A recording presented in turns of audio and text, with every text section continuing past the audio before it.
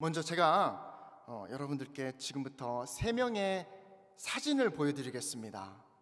한번 띄워주실까요?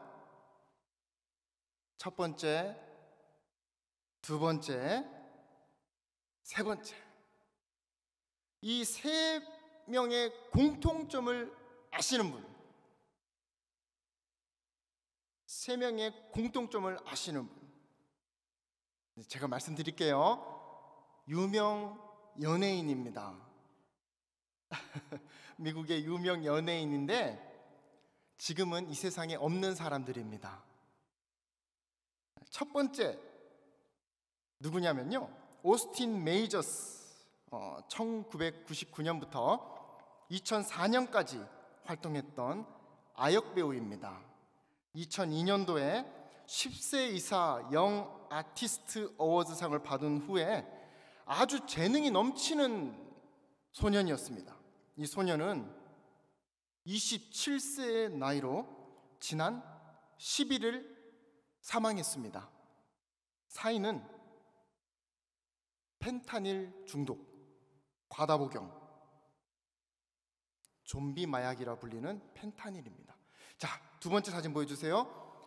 이 친구는 테일러 샌더스라는 유명 배우였는데요. 이 친구 역시 10살부터 아역 배우로 연기 생활을 시작해서 인기 드라마 워킹 데드에 출연을 했습니다. 그래서 아주 유명해졌습니다.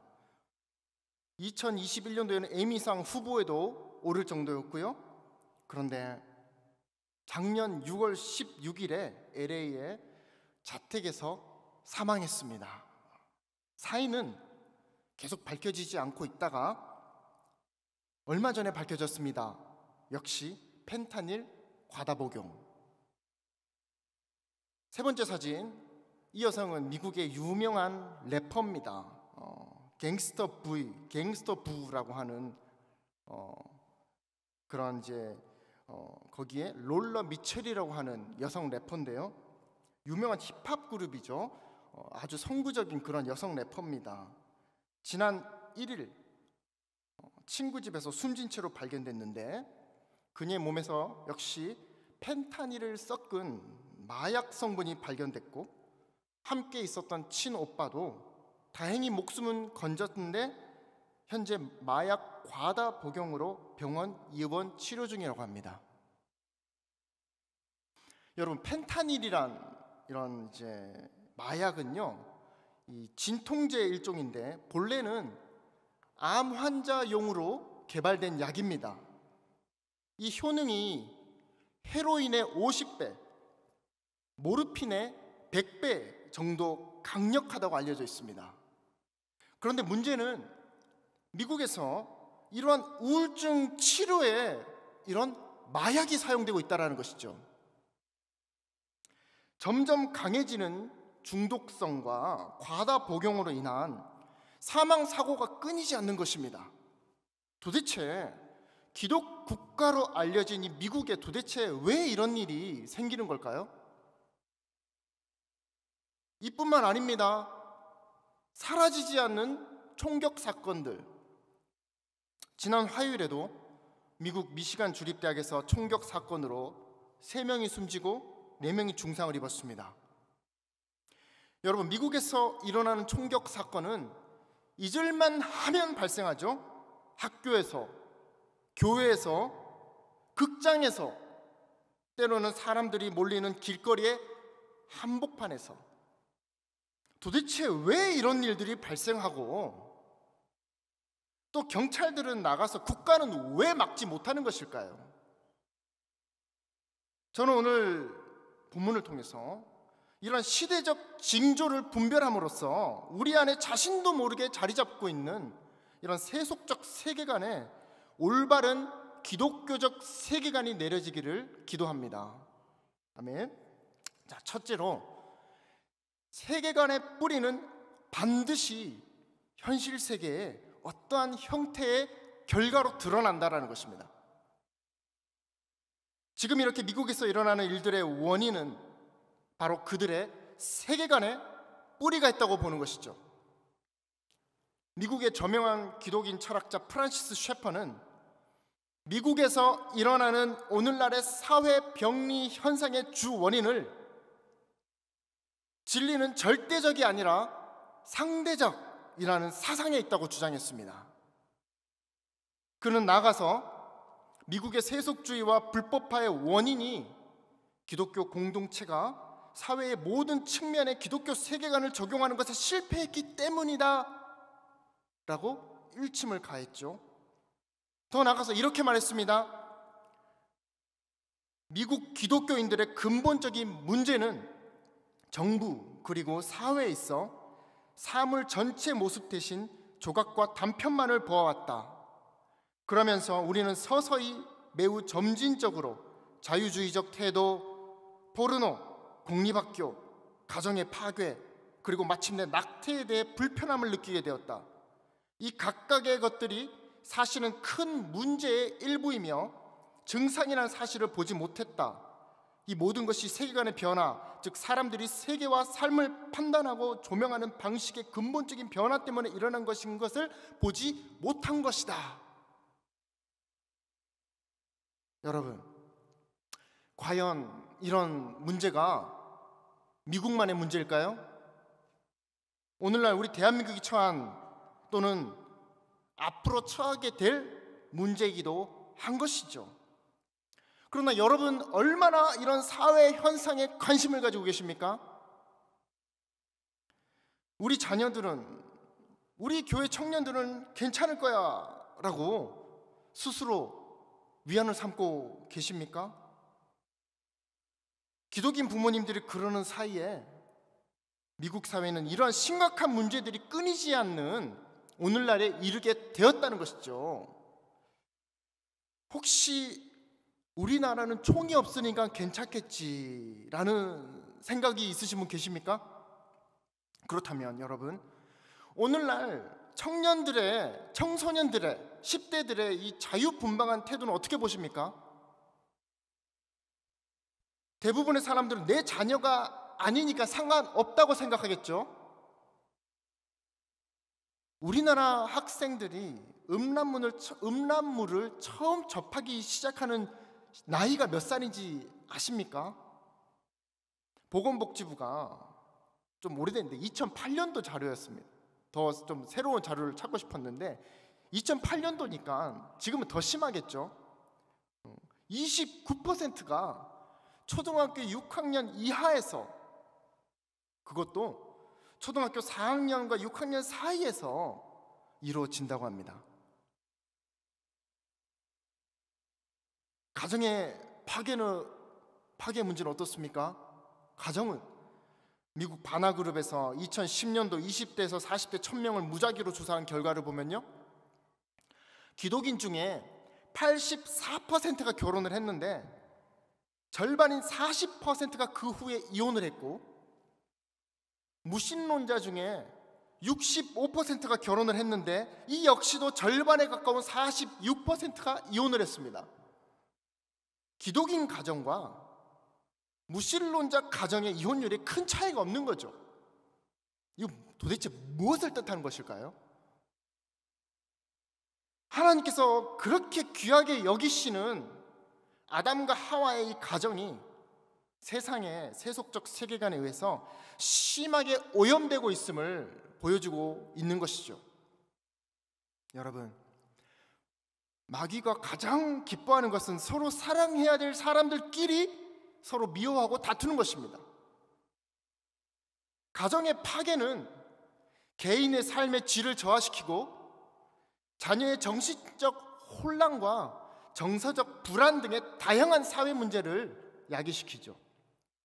많은 젊은이들이 결혼 후에 꿈꾸던 이상과 현실의 차이를 힘들어하는 모습을 볼 수 있는데, 대부분의 많은 부부들은 서로 일에 쫓겨서 언제부턴가 제대로 대화조차 나눌 시간이 없어지고, 자녀는 아침부터 저녁까지 외부 시설에 맡겼다가 밤에 집에 오면 잠만 자고, 모처럼 휴일에 가족 간의 시간을 좀 보냈으면 하면 이제 남편은 몸이 피곤하다고 짜증을 내고 아이는 심심하다고 엄마를 보채고, 그러다가 아이가 학교에 갈 나이가 되면 좀 편해지나 싶었는데 이제 크면 클수록 나날이 올라가는 지출되는 교육비로 허리가 휜다고, 이런 부정적인 뉴스를 우리는 매일 미디어를 통해서 접하지 않습니까? 최근 젊은 세대들이 왜 결혼을 기피하는가, 이 조사 결과를 좀 찾아봤습니다. 보니까요, 내 개인 생활의 자유, 부동의 1위입니다. 남자 여자 할 것 없이. 그 다음으로 경제적 이유, 여유, 경제적인 여유, 그리고 내 시간, 자녀 양육이 부담, 또 여성들에게는 집안 대소사가 너무 싫어서, 그냥 현재 생활에 만족해서, 이런 이유들이 요즘 세대들이 결혼을 막고 영적 성장을 방해하는 세속적 세계관들이죠. 이런 세속적 세계관의 공격에 젊은 세대들의 영적인 나무가 무방비 상태로 지금 공격받고 있다는 것을 보여주고 있는 것입니다. 사회적 현상이. 여러분, 세속적 세계관의 특징은 모든 것의 중심에 내가 있습니다. 내 돈, 내 자유, 내 시간. 아무리 결국 기독인 커플이라 하더라도 이런 각자가 나름대로 소유한 세속적 세계관들이 크고 작은 부부싸움을, 그런 원인을 제공하는 것이죠. 젊은이들은 나도 모르는 사이에 주변에서 힘들어하는 가정을 보면서, 또는 드라마 등을, 또 미디어를 통해서, 그리고 무엇보다도 가정에서 부모님들의 모습을 보면서 이런 세속적 세계관을 계속해서 흡수하고 있는 것입니다. 그러나 나무의 뿌리가 병들어도 눈에 보이지 않죠. 대부분의 부모님들은 자녀의 영적 상태에 큰 관심이 없습니다.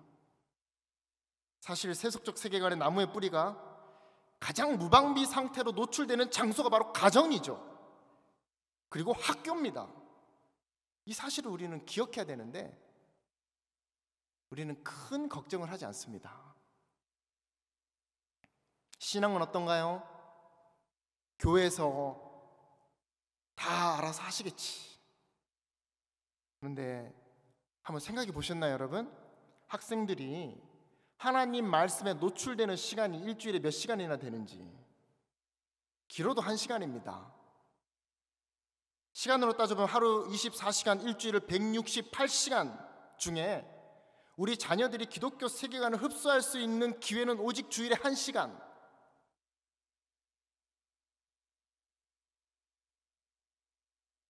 나머지 대부분의 시간은 학교와 학원, 그리고 집에서 미디어로 시간을 보내면서 세속적 세계관을 무방비 상태로 흡수하고 있죠.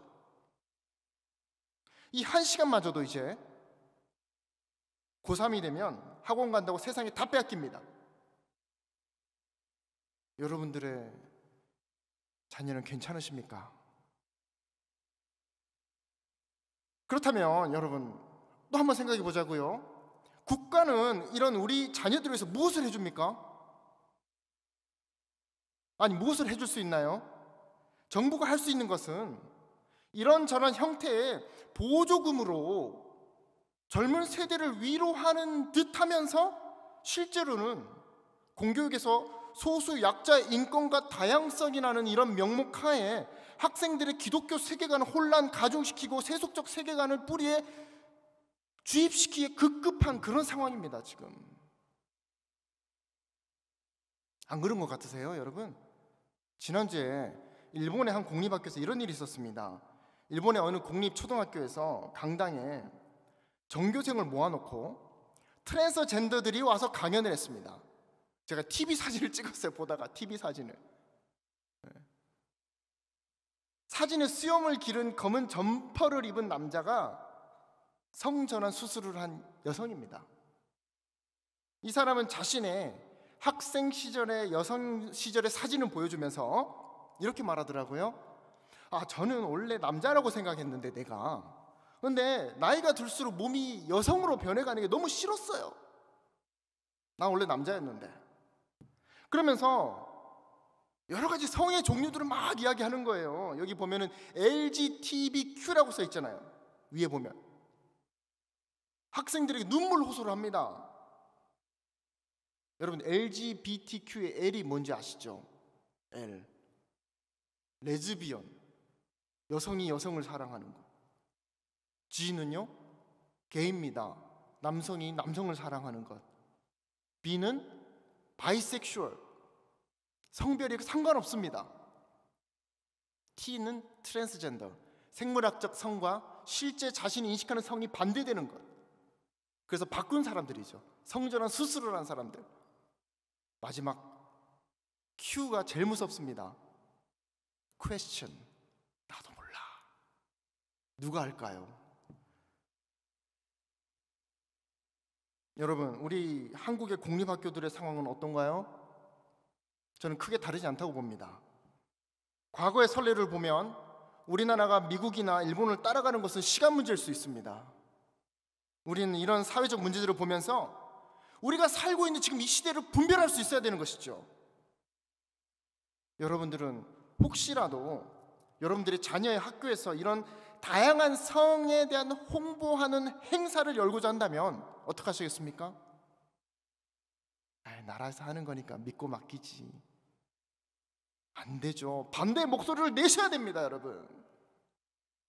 앞서 프란시스 셰퍼가 말한 것처럼 기독교 공동체가, 또 우리 교회가, 또 지금 이 자리에 성도 여러분들이 가정에서 그리고 사회의 모든 측면에 기독교 세계관을 적용하는 것에 실패하면 우리나라도 미국처럼 세속주의의 불법화가 가속화될 거라는 것이죠.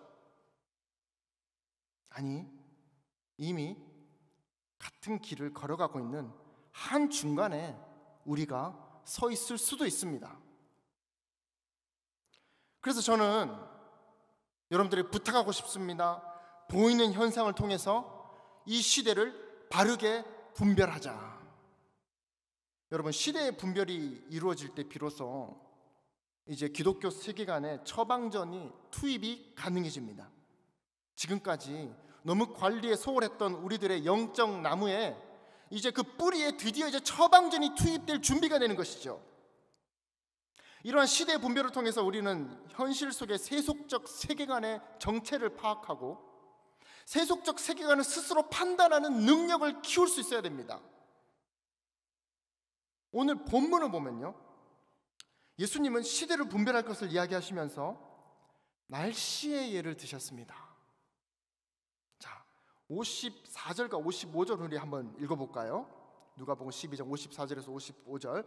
또 무리에게 이르시되 너희가 구름이 서쪽에서 이는 것을 보면 곧 말하기를 소나기가 오리라 하나니 과연 그러하고 남풍이 부는 것을 보면 말하기를 심히 더우리라 하나니 과연 그러하니라. 당시 유대 랍비들은요, 천지의 징조를 연구하여 기상의 변화를 분별하고는 했다고 합니다.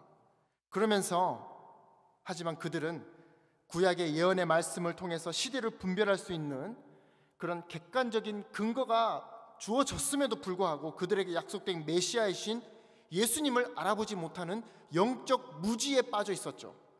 54절을 보면요, 구름이 서에서 일어남을, 팔레스타인 지방은 지중해와 접하고 있어서 서쪽인 지중해에서 습도 높은 바람으로 구름이 일어나는 것을 보면 사람들은 곧 비가 오겠다라고 알았습니다.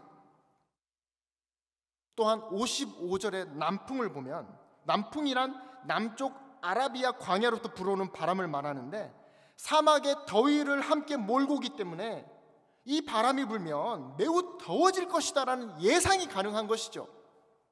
이렇게 똑똑한 유대인들이었지만 영적으로는 너무 무지했다라는 것입니다.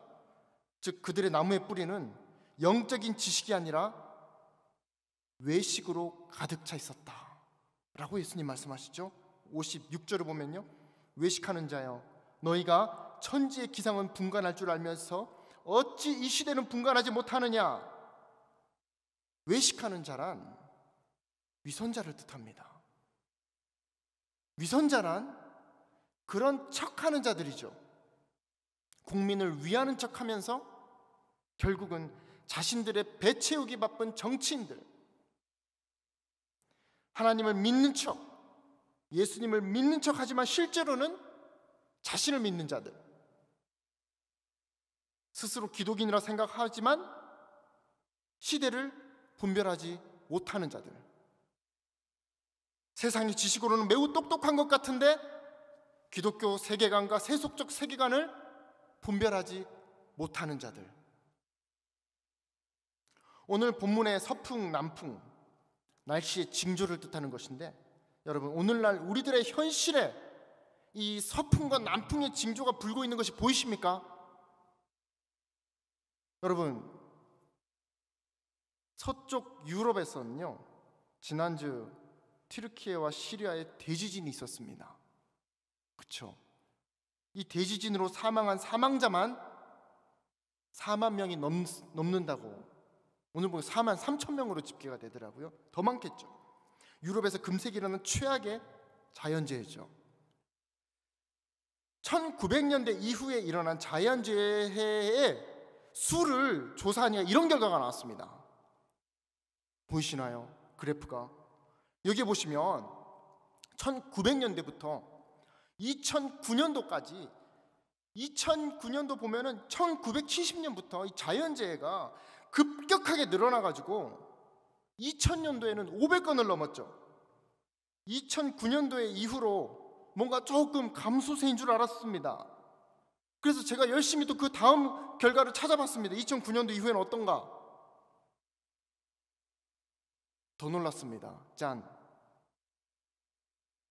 2015년도에는 아예 2000건을 넘어서 어마어마한 속도로 증가하고 있습니다. 자연재해 이외에 코로나 등의 전염병, 전쟁으로 인한 사망자 수는 어떨까요? 만약에 집계하면 이런 비슷한 그래프가 나올 것입니다, 여러분. 만약 이러한 우리들의 눈에 보이는 자연재해나 전염병으로 인한 이런 문제들을 그냥 눈에 보이는 우리들의 삶 속에서 일어나는, 즉 우리들의 세계관과는 직접 연관이 없어 보이는 그런 것이라고 말씀하실 수도 있지만, 예수님께서 말씀하셨죠. 마지막 때가 다가오는 징조에 대해서 마태복음 24장 7절에 민족이 민족을, 나라가 나라를 대적하여 일어나겠고 곳곳에 기근과 지진이 있으리라. 여러분, 그렇다면 아라비아 반도에서 불어오는 뜨거운 남풍은 어떻습니까? 저는 이 남풍을 바로 세속적 세계관의 열풍이라고 보고 있습니다. 제가 서로에서 말씀드렸던 오늘날 미국 사회를 들썩이고 있는 마약 중독, 총기 난사와 같은 그런 문제들을 자세히 들여다보면 대부분의 사망자들은 극한 우울증에 시달리고 있었다는 것을 발견하게 되는 것이죠. 처음에 보여드렸던 사진, 아역배로 유명했던 어스틴 메이저스는요, 사망했을 때 그는 홈리스 시설에 있었습니다. 왜 도대체 홈리스 시설에 있었을까요? 아역 시절 누렸던 그 영광이 더 이상 자신의 주변에 없다는 것을 발견한 것이죠. 이제는 더 이상 자신을 알아주는 사람도 없고, 한때 유명했던 자신과 자신의 지금을 비교하니까 한심하기 짝이 없는데 그 우울한 마음을 누구도 알아주지 않는 것입니다. 예전에는 주변에 자신을 이용해서 그래도 돈벌이를 하려던 사람들로 그나마 북적였는데 이제는 더 이상 자신을 찾아오는 사람도 없습니다. 영적 뿌리가 세상의 인기와 명예와 돈이라는 이런 세속적 세계관의 양분으로 비대하게 성장을 하면서 일시적인 꽃을 피우는 것처럼 보였지만, 결국은 이렇게 썩은 뿌리가 더 이상 양분을 흡수하지 못하자 마약이라는 인위적인 양분을 사용하기 시작했고, 결국은 마약 중독으로 그 나무는 죽고 마는 것이죠.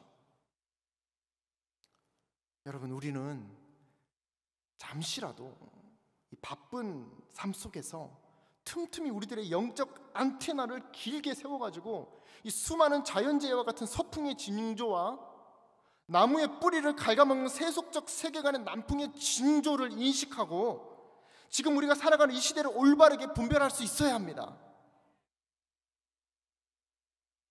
분별했다면 어떡할까요? 이제 그 다음은 처방에 들어가야죠. 분별을 했다면 성경적인 처방에 들어가야 합니다. 바로 그 처방이 뿌리에 기독교 세계관을 주입하는 것이죠. 예수님 이렇게 말씀하십니다. 옳은 것을 스스로 판단하는 능력을 사모하라. 오늘 본문 12장 57절. 또 어찌하여 옳은 것을 스스로 판단하지 아니하느냐. 서풍과 남풍을 통해서 날씨의 징조를 예상하면서도 영적인 시대의 징후를 분별치 못한 유대인들을 예수님께서는 책망하고 계신 것입니다. 여러분, 기독교 국가인 미국에 언제부터 도대체 이런 세속적 세계관의 남풍이 불어들이기 시작했는가? 바로 1963년 미국 정부가 학교에서 성경을 가르치는 것을 위헌이라고 선언한 그때입니다. 이때부터 많은 미국의 공립교육에 세속적 세계관이 파고들기 시작했고, 공교육을 받으면서 성장한 다음 세대들은 옳은 것을 스스로 판단하는 능력을 상실하게 된 것이죠. 미국의 공교육의 역사를 잠시 살펴보면요, 이렇습니다. 1620년에 학교에서 성경을 가르치기 위해서 오늘날의 아이비리그인 하버드, 프린스턴, 예일 등의 대학들이 설립되었고, 1837년에 최초의 공립학교가 설립되었습니다. 그리고 1905년에 진보주의 아버지라고 불리는 존 듀이, 현대 교육의 아버지라고 불리는 사람입니다. 이 사람이 상대주의 철학을 교육 이념에 도입한 것이죠. 즉 무슨 말이냐? 존 듀이는요, 학생들에게 일방적으로 지식을 주입하는 것에 반대해서 학교는 학생들을 여러 가지 경험에 참여시켜 창의력을 개발시켜 나가야 한다라고 주장했습니다. 맞는 말인 것 같은데, 자, 어떤 일이 벌어졌는가? 이때부터 절대적이고 객관적인 사실의 가치를 부정하는 흐름이 공교육에 파고들기 시작했죠. 학교는 오직 학생들의 개성 표현에만 중점을 두게 됩니다. 윤리적 가치를 마치 피자 가게에서 피자를 고르듯이 학생들은 선택하게 되고, 도덕 교육에 치명타를 입히면서 학문성이 몰락하게 된 것이죠. 자, 좀 더 나가보면 1933년에는 존 듀이를 필두로 해서 33명의 인본주의 학자들이 인본주의 선언문에서 세속 인본주의를 천명합니다.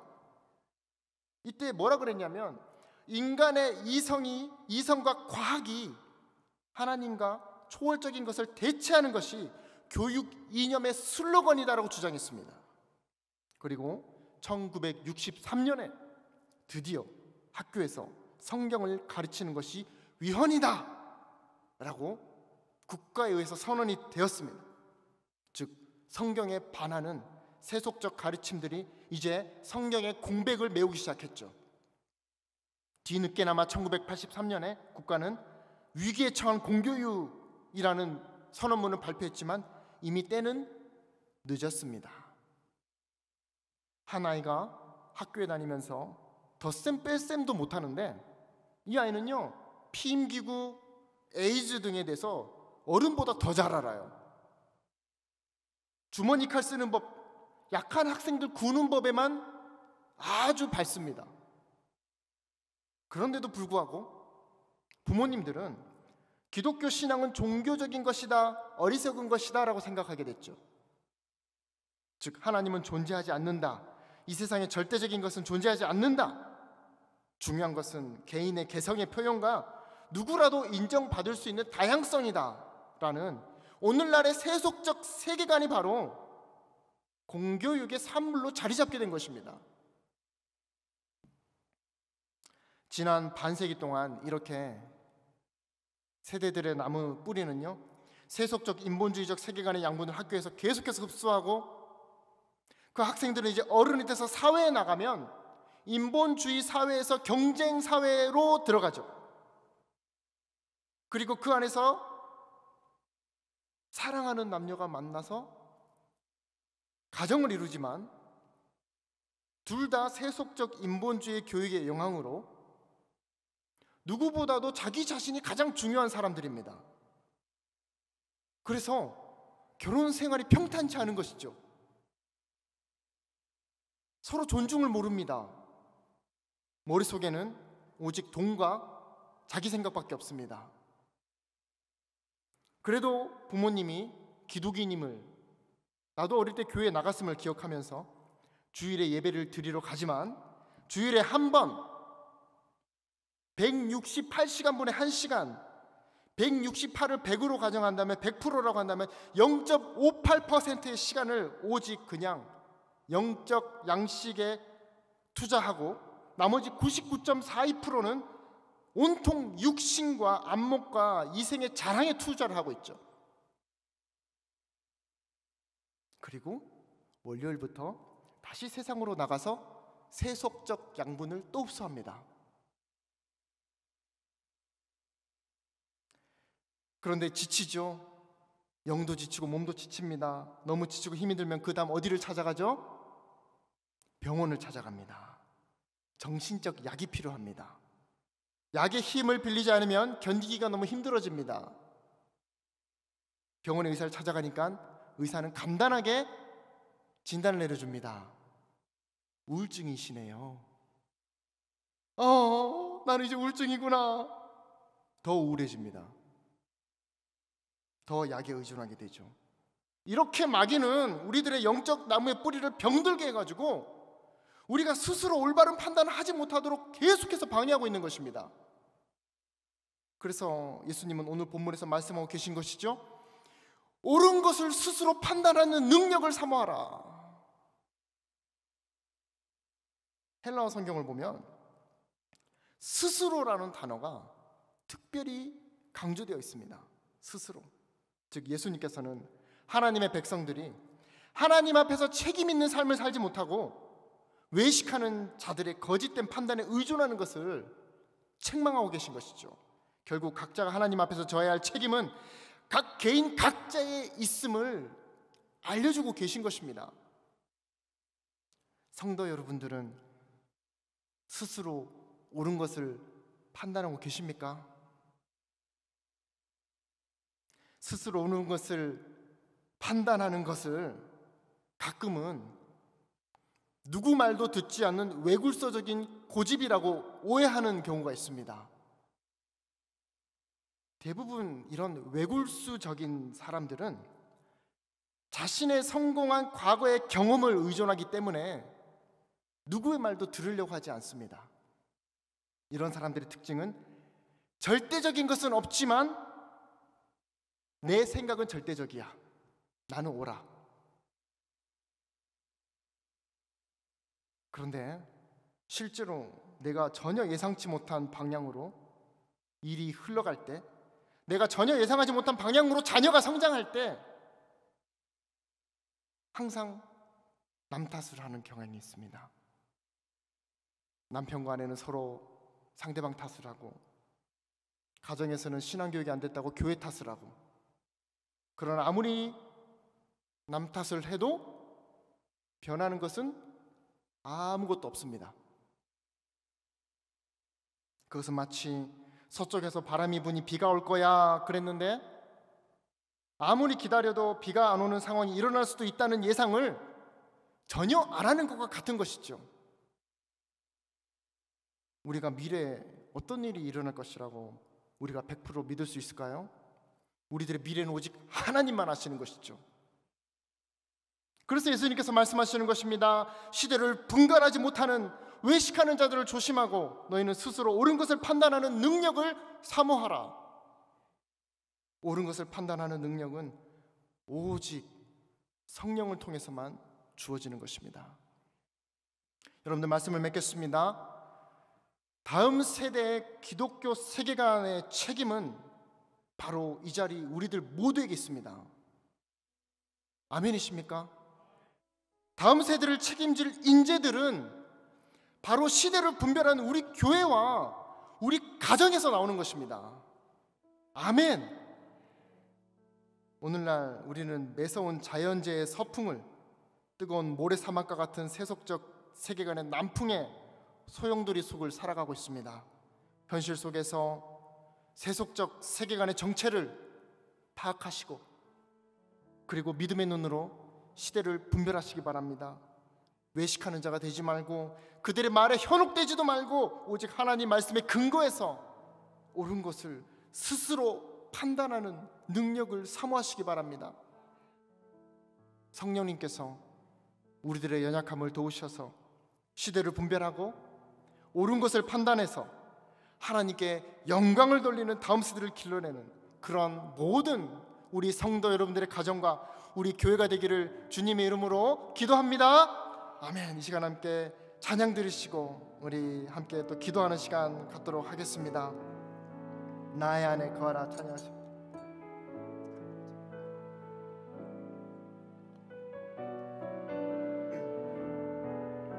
나의 안에 거하라,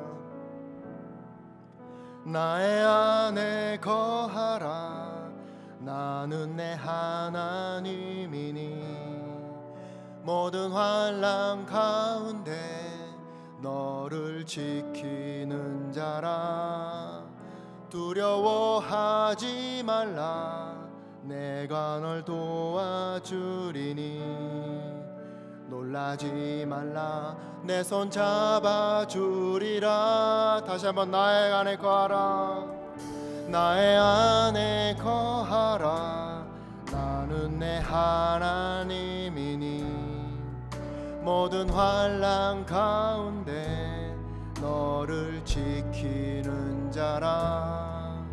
두려워하지 말라, 내가 널 도와주리니. 놀라지 말라, 내 손 잡아주리라. 내가 너를 지명하여 불렀나니 너는 내 것이라, 내 것이라. 너의 하나님이라. 내가 너를 보배롭고 존귀하게 여기노라. 너를 사랑하는 내 여호와라. 내가 너를 지명하여 불렀나니 너는 내 것이라, 내 것이라. 너의 하나님이라. 내가 너를 보배롭고 존귀하게 여기노라. 너를 사랑하는 내 여호와라. 이 시간 함께 기도하기를 원합니다.